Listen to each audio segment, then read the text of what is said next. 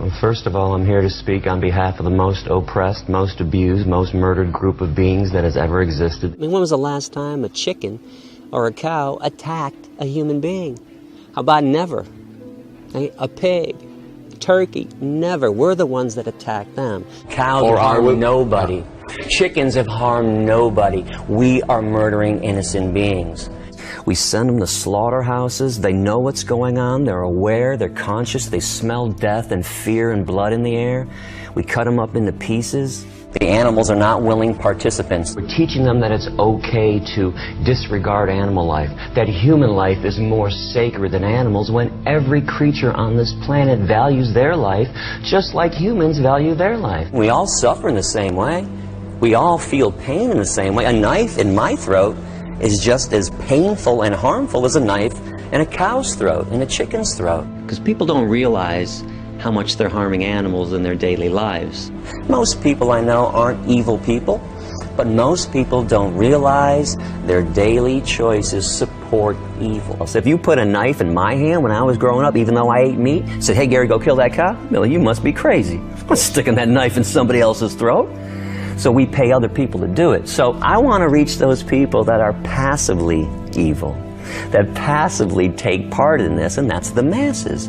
So I'm just pointing this out to everybody, because people don't realize how much they're harming animals in their daily lives. So as I point out, the steak, the hamburger, the chicken sandwich that you're eating, the schnitzel, okay, these pieces of meat came off the bodies of living animals who didn't want to be murdered, who didn't want to suffer and die, who didn't want to be tormented. It is the most profitable business on this planet since the beginning of time, animal slavery. Nothing comes close. Not cars, not gasoline, not oil, not computers. Nothing compares to the amount of money being made off the backs of animals, literally. I want to show people what's going on, because if you watch the news, if you watch TV, the advertisements are happy cows. So I went to a slaughterhouse on my own to see what was going on. I heard their screams. I smelled death in the air. One of the most disgusting things, to smell fear and death.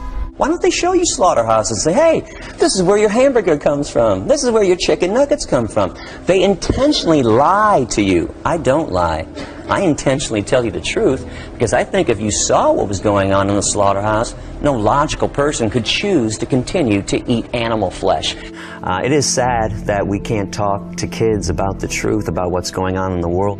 Every second, just so you know, of every minute, of every hour, of every day, female animals are raped to impregnate them. Every second, animals are being killed.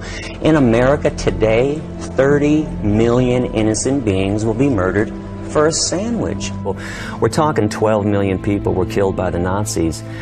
In 1 year alone on this planet, 60 billion land animals, 90 billion marine animals are tortured, tormented, and killed in the world's most massive Holocaust. That's just in 1 year alone. And when we teach children that the Jewish Holocaust was evil, but then we send animals to their death, to the slaughterhouses in the same extermination trucks that sent Jews to their death, we're committing a gross error. Remember, I don't do things to be a politician. I don't say things that people want me to say.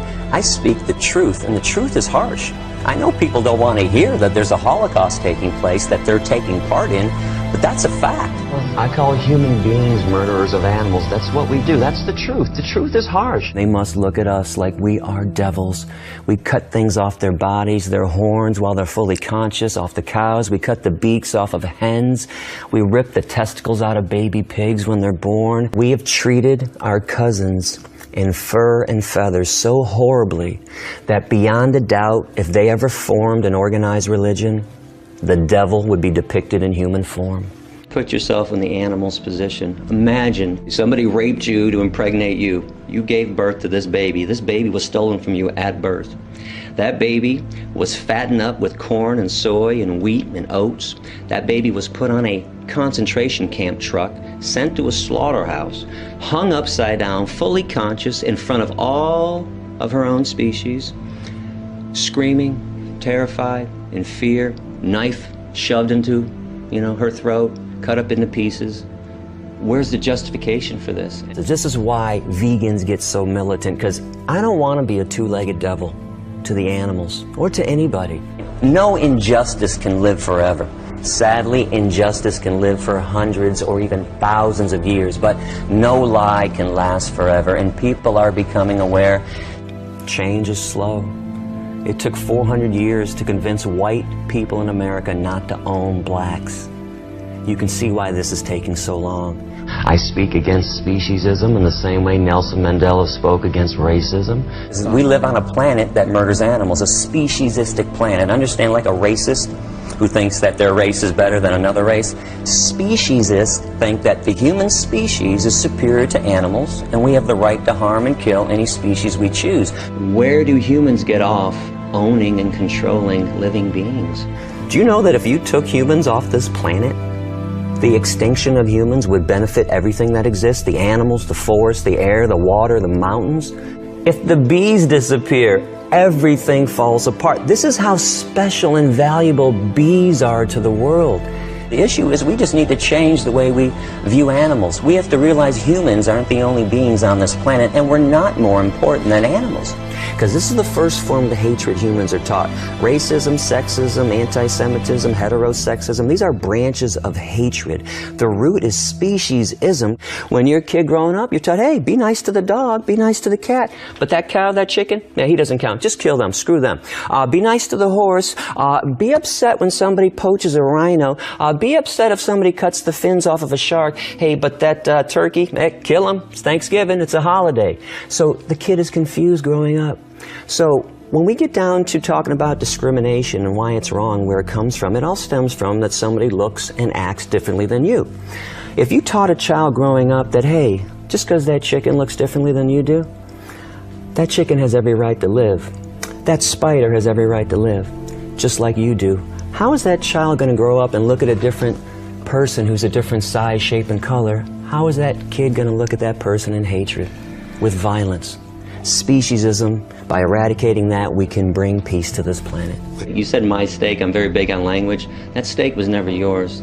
Okay, that steak is a euphemism, by the way. That's cow flesh. That flesh belonged to another living being.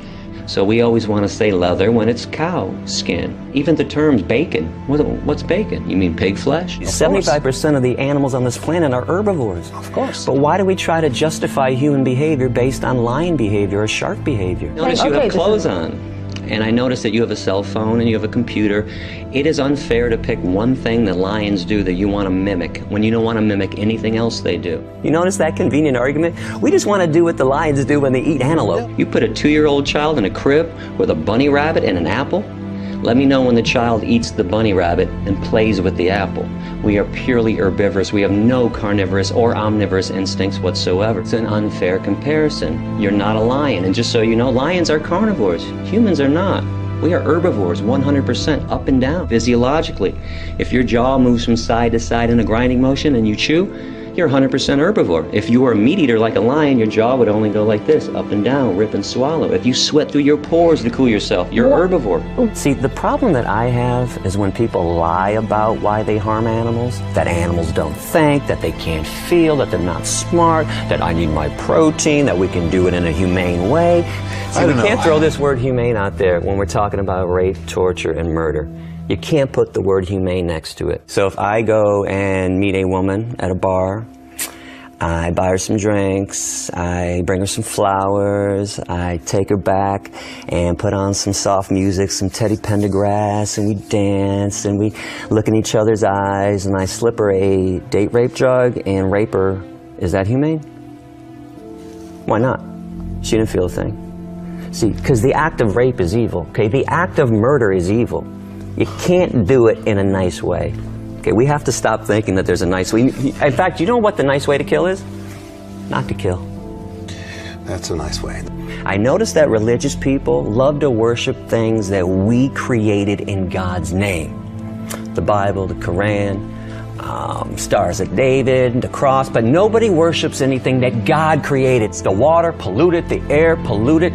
The forest, cut it down. Anything that God made, we destroy. Anything that we made in God's name, we worship. So my condemnation isn't about God, it's about what religious people do in God's name. Over the years, as I've talked to tens of thousands of people, I've noticed that people who have been oppressed, Jews, Hispanics, women, blacks, they always respond better to this revolution that I'm involved in because they understand oppression. They've been through it. They know what it's like to be treated like nothing, like their lives don't matter.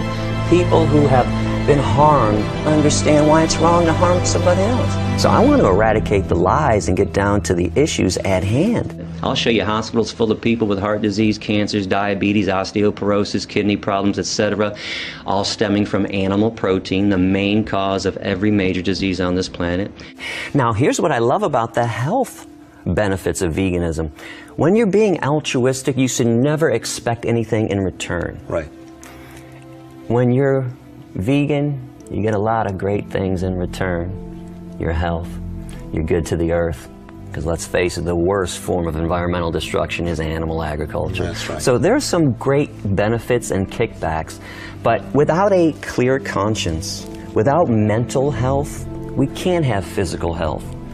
So if you're going to focus on the physical health aspects and miss this aspect, you're still not right. I think when you put violence in, you get violence out. You consume discrimination and death, you're going to, exude the same horrible things. What's wrong with somebody choosing to be compassionate, choosing to be good to the environment, so children don't have to starve to death around the world while we're feeding 50% of the world's crops to 60 billion land animals in the meat, dairy, and egg industries? And find peace on this planet by eradicating speciesism. You can start, giving compassion to the animal kingdom, to the insect kingdom. Then you start living peacefully with the planet and with each other. And peace begins at the dinner table. Because we claim to be moral beings. We claim to know right from wrong. We claim to be compassionate. And as long as humans make these claims, I'm going to be in everyone's face and say, you can't do it halfway. The path to peace is through veganism. So it's logical to want to be vegan, to want to reduce and eliminate pain and suffering. Once I point it out to people, most people, sane people, logical people, make that next step. It's thrilling to know that people are paying attention and making massive change. And as we go back in time and look at all the other people that we adore now, collectively, we all agree, Gandhi and Dr. Martin Luther King and all these people, Rosa Parks and Cesar Chavez, they were not loved during their time. They were despised. They wanted to make change, massive change. It's only later on that a society looks back at revolutionary activists and says, oh, man, he was great. He was just trying to bring peace and justice.